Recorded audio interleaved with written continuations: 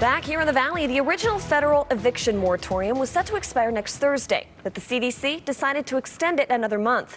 This, of course, helps tenants who can't afford rent. But tonight we hear from a landlord who lost out on thousands of dollars, but is doing her best to help tenants. VictoriaSaha has the story.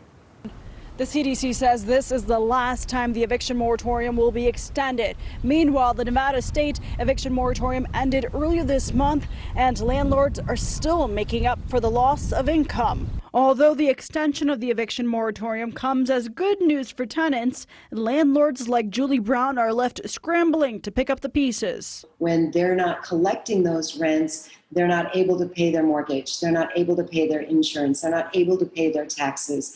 It was a hard year for many landlords like herself who owns properties across the valley and rely on tenants' rent as income.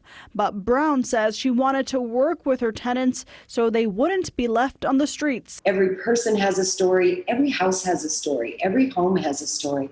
And we forget that these are real people that have real challenges, and oftentimes they're humiliated. She helped reduce the rent or come up with a payment plan. But Brown says some tenants took advantage of the eviction moratorium and didn't pay rent at all, even when they had jobs.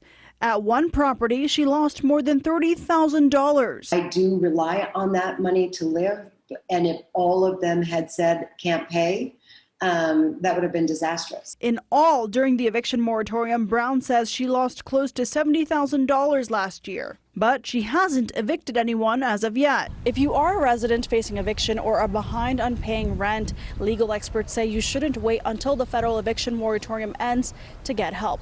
VictoriaSaha, 8 News Now. Free legal help is available at the Civil Self-Help Law Center.